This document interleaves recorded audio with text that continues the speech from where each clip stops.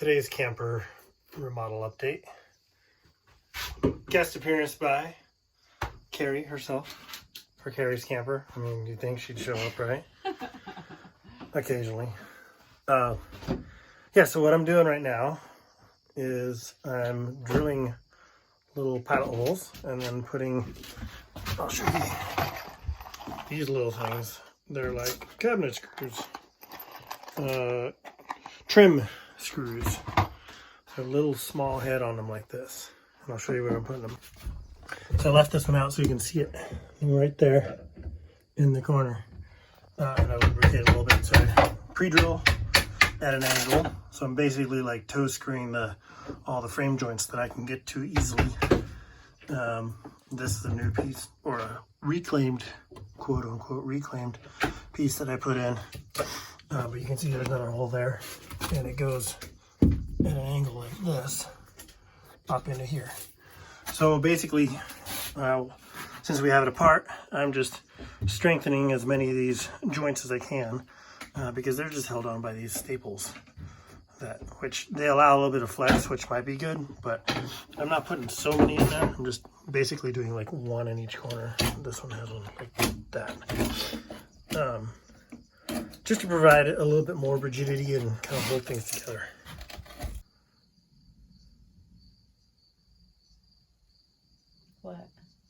What? Show them your handy dandy work. Mine? I thought you did it. Look, it's got R value.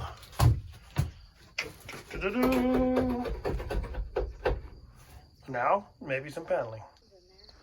All right, well, Carrie didn't call 911. She decided to put out the fire herself. That's funny. With her Oh butt. yeah, you gotta get a picture of that. We got a video of this.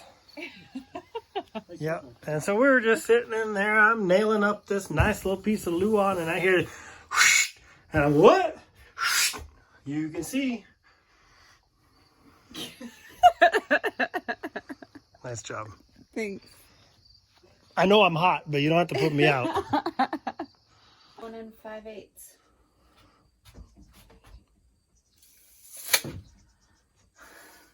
Hi. Hi.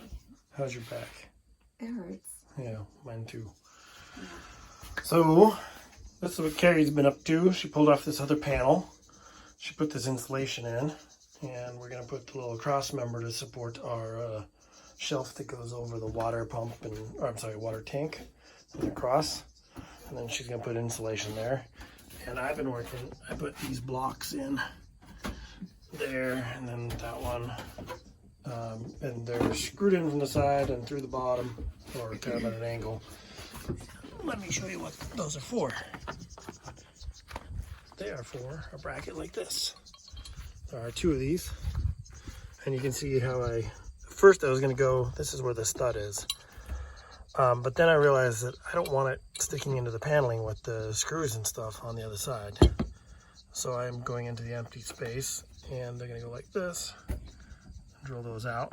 These will have carriage bolts, and then they will be bolted into the inside. And there's another one here, and they are for the high lift.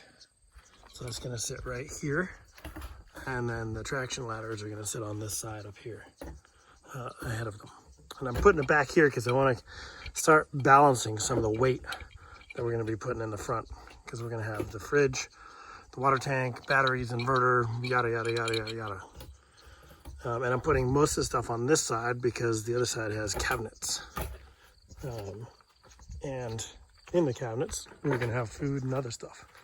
So I'm trying to balance left to right and front to back a little bit, although I want it a little bit more in the front, just for center of gravity on the truck bed.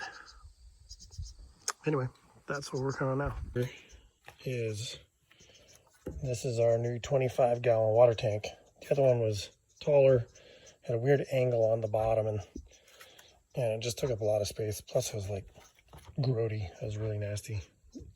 So this comes with the 1/2-inch ports already open, and then you can drill whichever one you want. Or not drill, but cut whichever 1.5 inches you want. So I'm just using a utility knife.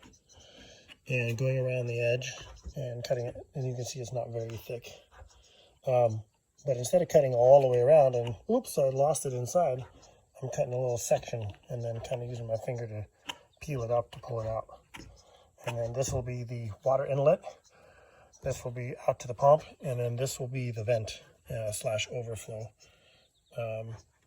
And yeah, so you always want the vent, because if it's sealed, then the water can't come out when the pump's running, and you're not going to be able to fill it because the air has to go somewhere. So that's what the vent's for. I'll show you what that's like when I hook it all up too. And now we're done. So I use this to hold the little piece. So that way when I put the razor knife there, I don't have like my fingers right next to it. And you can see inside, maybe you can see, yeah, see all those, that's from them drilling these open before they put in the little plastic weld. And you can see on the side there's the little drips and stuff from the plastic weld. So I'm going to flush this out real good before we hook it up, because I don't want it to, gum up. I will have a filter, a little strainer, but I don't want it to gum up that right away. Okay. I can't even talk. Ugh. Love my allergies. I have allergy voice. So Carrie is gluing,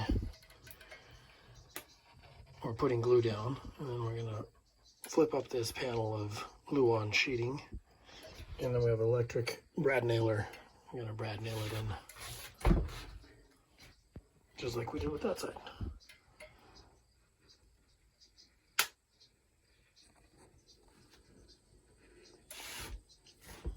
Yay, nailing, gluing, whatever. Super exciting, isn't it? Yeah. Woohoo.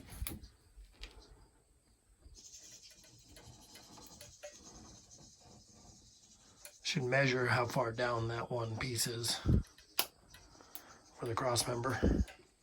Which one? The one you did above the hole right there, so we know where to nail.